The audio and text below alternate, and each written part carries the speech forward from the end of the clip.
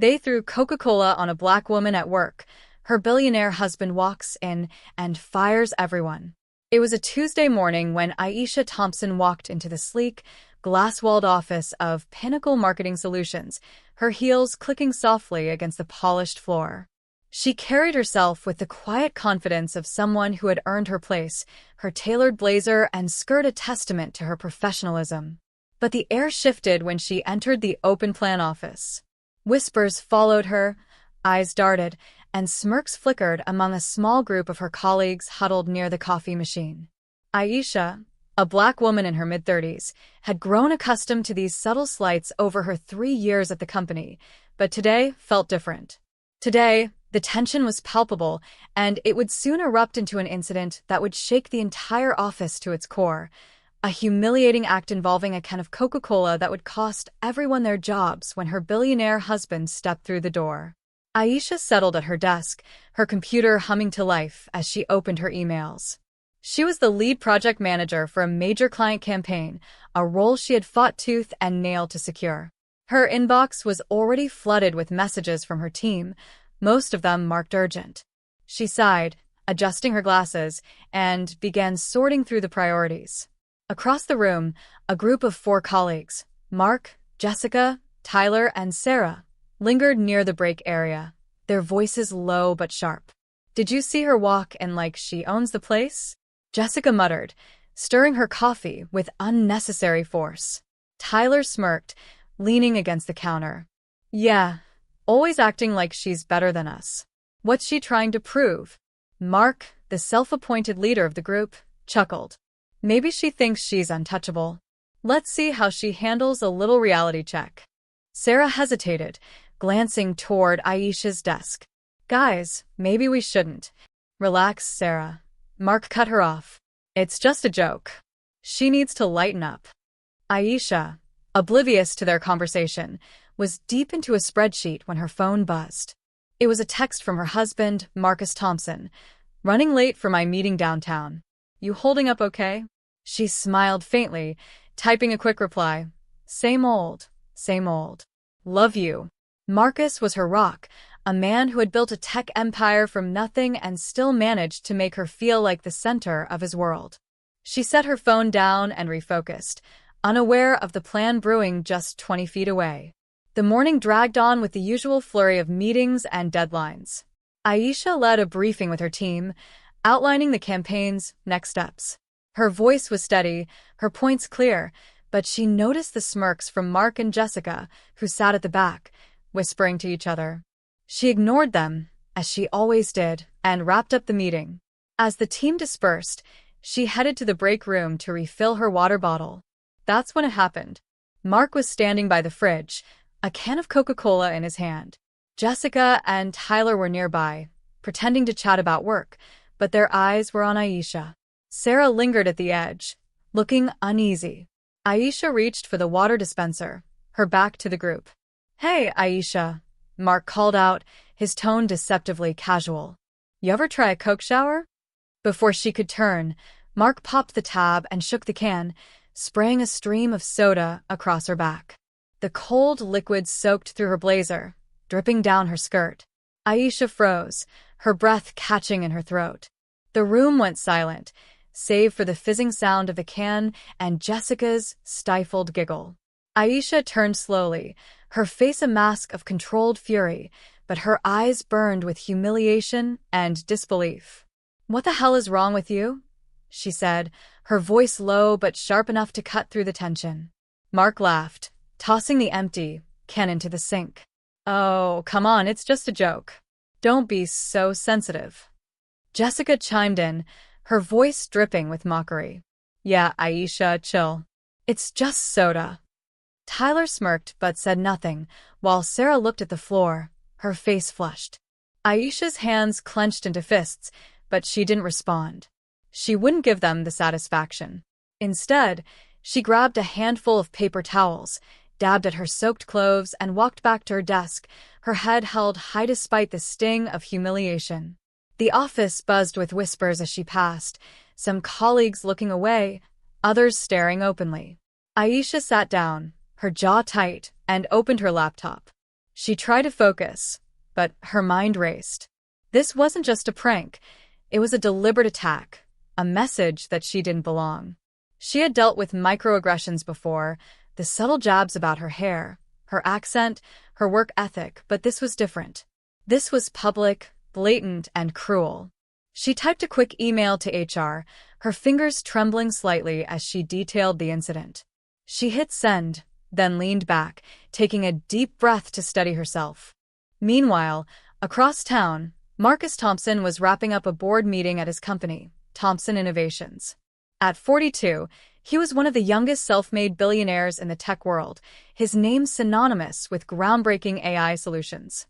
His phone buzzed with a notification from Aisha's office email, forwarded to him by mistake. She had meant to send it only to HR. Marcus read the subject line, "Incident report, unacceptable behavior in workplace." His brow furrowed as he opened the email and scanned Aisha's account of the Coca-Cola incident. His jaw tightened, and his usually calm demeanor shifted to something colder, more resolute. "Excuse me," he said to the board, standing abruptly. "I have an urgent matter to attend to." His assistant, Rachel, looked up, surprised. "Mr. Thompson, your next meeting?" "Cancel it," he said, already heading for the door. "I'm going to Pinnacle." Back at the office, Aisha was trying to salvage her day. She had changed into a spare blouse she kept in her drawer, but the damp spot on her skirt was a constant reminder of the incident. Her phone buzzed again, a text from Marcus. "I'm on my way. Stay strong." She frowned, confused.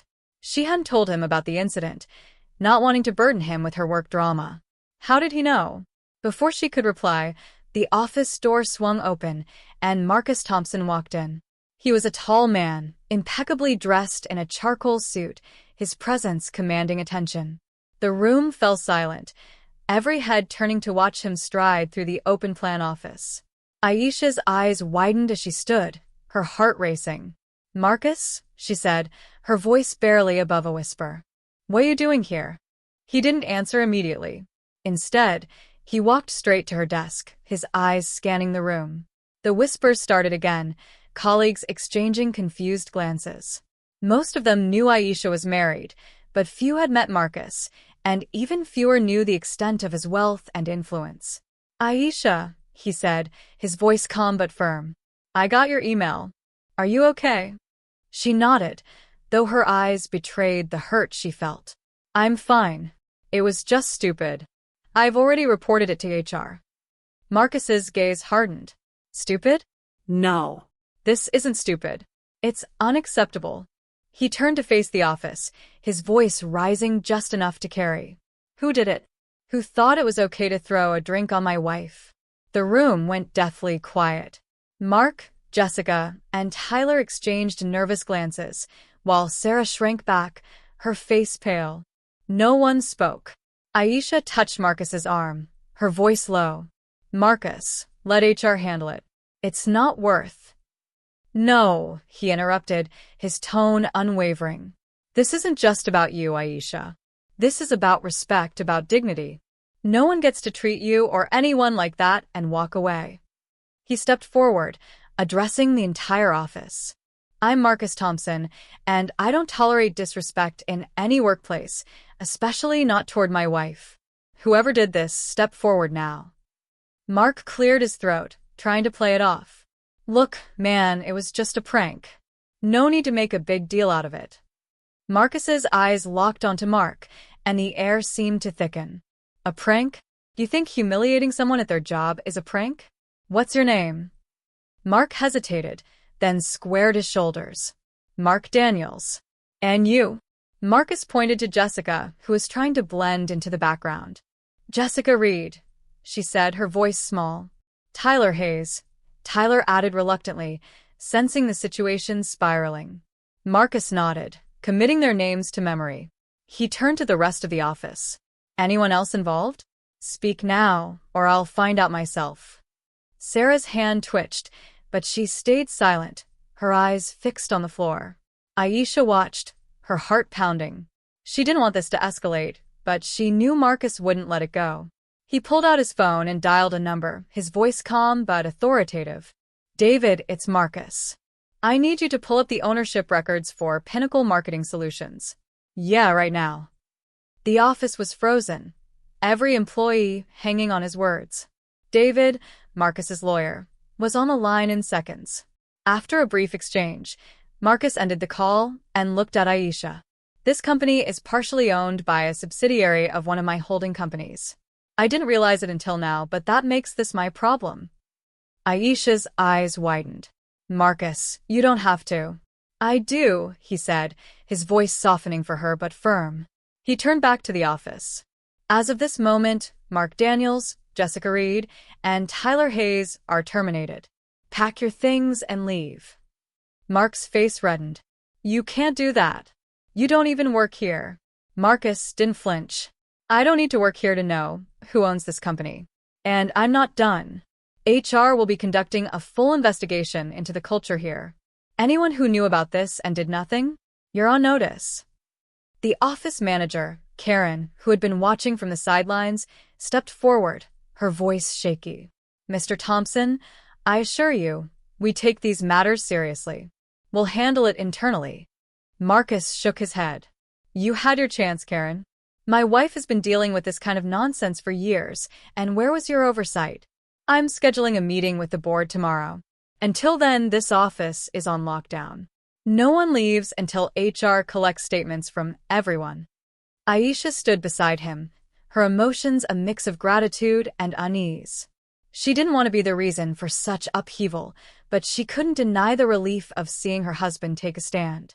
The office was a flurry of activity now, employees whispering, some gathering their things, others typing furiously to document their side of the story.